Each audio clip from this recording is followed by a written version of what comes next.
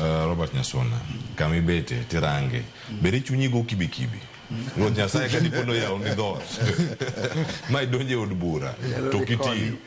gini nyalo chomi achiel ka achiel ten kine makare monego biro bedo gi tok makama nikech ka dipono time sani odhi bedo recall mokwongo e piny Kenya manya bedo ni otim kod jopiny mose bedo ka timre kacha ni jo od bura resign odok piny mondo mi otim yiero kendo mai mar recalling ma di bedo mokwongo ka diponi okadho mosudo nyime jo od bura range nade sani Cleophas kamano aparo ni gimonego wangi matute ni to bendo nego bed gi lo mar recalling nikech mana kaka wadwa sewacho nitiere possibility ni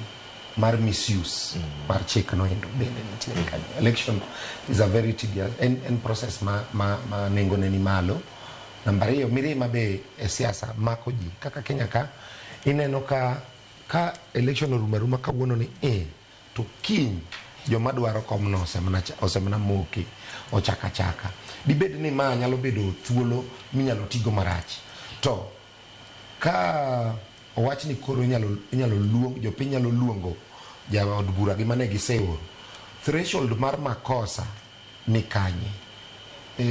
ere kiwango minyalo pimgo minyalo wacho ni makosa ni to romo luonge to makosa ni tinyalo we mondo ti ipime kanye nikech recall ni gimomiyo samoro jo od bura bet ko yware kode matin kapok giketo kata structure nikech bet and complicated matin king'iyo ni to threshold maluonge ni kar kanye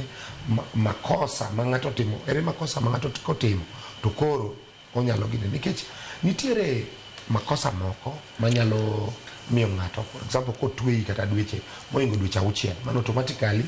idhi dala lakini koro mar recalling ni endi bet and complicated matin kendo ananeno ni onyalo bedo misused onyalo ti kode marach gi ich wang' mayud ni ng'ato inyalo luongi kako gin kaeto namba 2 Cleophas ochalo gir mob justice ma ng'ato to makosa koro in wagoli ochalo gir mob nikech mondo idhi ichok kata mana signature chande mikel ochalo gir mob menyalo tigo marach omiyo nyaka wang'iane threshold mare kendo wang'iane sheria no ni to en gima nyalo konyo piny nikech mane momiyo wathuolo igni 5 ka igni 5 mondo wayier jotelo ma wadwaro ka waseyierogi to koro wamigi thuolo mondo giti makawa wacho wach mar recalling to nyaka bed ni en makosa ma standard mamalo en makosa man malo makata sheria manitie mamoko nyalo yie godo mondo mi oluong jodbura mar adek en ni gini be go touch e wang' jod bura kendo e gimiluongo ni constitution implementation iyudo ka constitution wani sani koro dhi mana higni 10 gi wiye to pok obedo implemented completely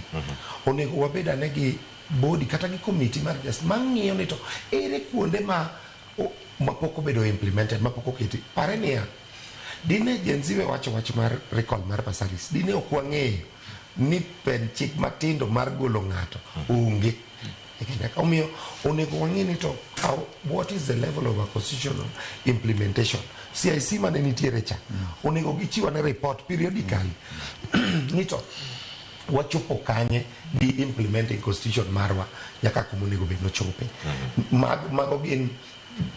kuonde mamudho e constitution marwa mokwang'eyo ni to bende nitiere ibro yudo ni kaonge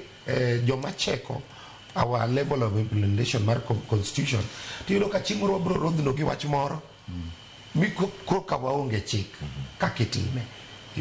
omiyo mano it's an exposure to our level of implementation mar constitution marwa bende ma koro wajuro ni koro MCA inyalo riembi to inyalo bedo recalled to MP gi senators ok nyalo bedo recalled. Remember ni governor nyalo bedo impeached ma timore pile nyiso ni kama gima koro miyo gikoro chech gi senators gi governor senators gi members of parliament gi wabunge nikech ang'o miyo margi ni ema dong kapoko gine to wanyalo golo MCA to wanyalo golo president, nyocha wagolo kata deputy president, to wanyalo golo gini makoro gidong kombe ariyo adek ma ok nyal golo.